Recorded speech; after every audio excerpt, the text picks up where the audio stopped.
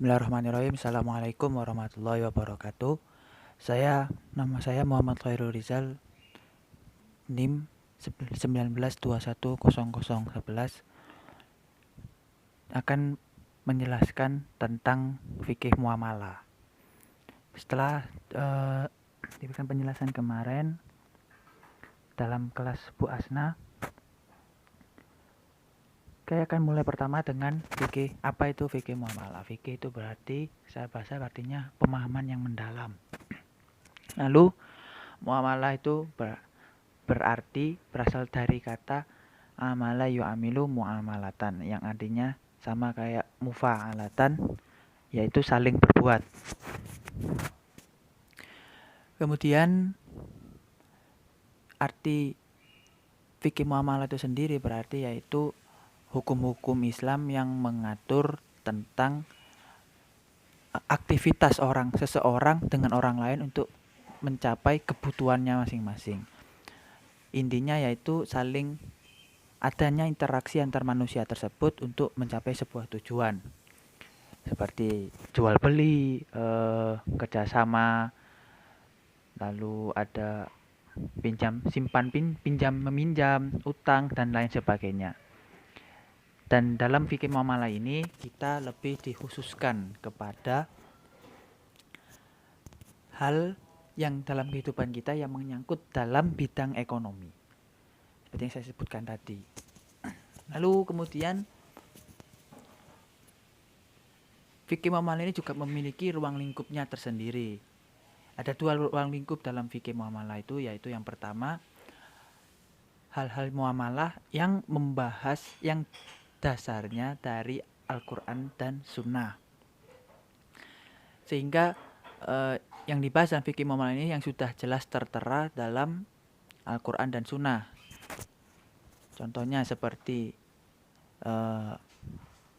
menikah atau talak atau rujuk dan sebagainya, itu memang sudah diatur dalam Al-Quran dan Sunnah. Lalu yang kedua membahas ruang lingkupnya yaitu hal-hal yang dari ijtihad para ulama. Banyak kasus-kasus, mungkin kasus-kasus yang terbaru seperti ini, kasus-kasus yang saat ini itu yang tidak ada dalam Al-Quran dan Sunnah, tetapi berdasarkan ijtihad para ulama. Nah, itu juga menjadi ruang lingkup dari fikih muamalah.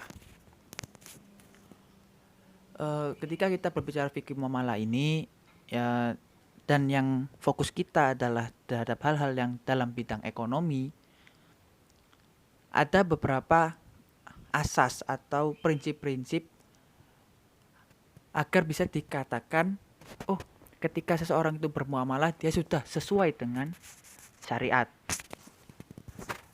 Yang pertama yaitu asasnya adalah asas adalah atau berdasarkan dengan keadilan. Jadi dengan konsepnya keadilannya yaitu sama rata.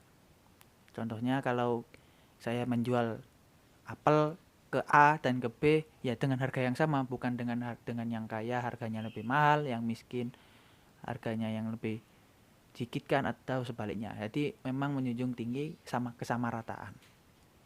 Lalu yang kedua ada muawanah, asas muawanah, yaitu artinya saling tolong menolong. Dalam bermuamalah ini jadi dijadikan dasar, yaitu bahwa kita bermuamalah juga dengan tujuan saling membantu satu sama lain. Lalu juga ada musyarakah, dalam kita bekerja sama dengan seseorang harus dilakukan dengan adil juga, dengan baik. Jadi ketika kita melakukan kerjasama dengan seseorang, ya hasilnya nanti dibagi dua dengan rata dan tidak ada kecurangan dalam kerjasama itu dan sebagainya, untuk saling menguntungkan satu sama lain. Lalu ada yang keempat, asas manfaat, yaitu dalam prinsipnya fikih muamalah ini didasari dengan asas manfaat ini, yaitu saling memberikan manfaat satu sama lain. Sama seperti muawana itu saling membantu, jadi kita saling memberikan manfaat. Saya menjual dapat manfaat, lalu membeli barang saya juga dapat manfaat. Bukan saya menjual tapi pembelinya tidak dapat manfaat, atau sebaliknya, tidak seperti itu. Maka tidak bisa dikatakan muamalah itu sebagai muamalah yang sesuai dengan syariat, dikarenakan tidak adanya manfaat. Lalu yang kelima ada asas adamul gharar, yaitu peniadaan, penipuan, berbuat curang dan sebagainya. Itu sudah jelas melanggar syariat. Lalu yang keenam ada asas kebebasan untuk berakad. Tidak ada, jadi setiap manusia, setiap orang, pihak itu berhak untuk membuat akad sebebas-bebasnya tanpa ada ketentuan yang berlaku, dengan syarat sesuai dengan hukum atau syariat yang berlaku. Jadi bebas kita mau memberikan kontrak seperti apa, perjanjiannya seperti apa, tapi tidak boleh ada seperti kecurangannya atau keuntungan untuk sebelah pihak dan sebagainya. Jadi tetap harus adil, tapi untuk isi akadnya itu semua orang bebas, tidak ada permasalahan. Itu yang ke-7. Yang ke-8 ada asas antarodin, yaitu asas kedua belah pihak sama-sama ridho untuk melakukan muamalah ini tadi. Contohnya, kembali ke jual beli tadi, saya penjual, si A pembeli, saya menjual ke A ini ridho menjual barang saya, dan begitu pula si A membeli barang saya juga dengan asas keridhoan, sehingga menjadikan antarodin ini menjadi sebuah asas muamalah, dan muamalah saya ini bisa dikatakan muamalah yang syar'i. Seperti itu. Bukan berarti kita memaksakan. Kalau memaksakan berarti tidak ada keridhoan antar keduanya. Dari si pembeli tidak ada keridhoan untuk membeli. Nah, itu berarti tidak memenuhi asas antarodin ini tadi. Lalu yang terakhir ada asas kejujuran, yang pasti setiap kita bermuamalah kita harus jujur.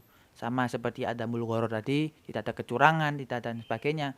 Kita harus jujur, keuntungan segini ya segini ya kerugian segini ya segini, tidak ada pembohongan, harga segini ya segini, nggak ada penipuan dan sebagainya. Saya harus berdasarkan jujur.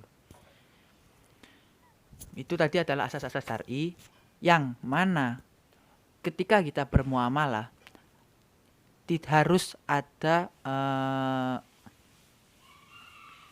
kesesuaian dengan asas ini. Jadi kita harus berlandaskan asas-asas ini agar muamalah yang kita lakukan itu sesuai dengan syariat.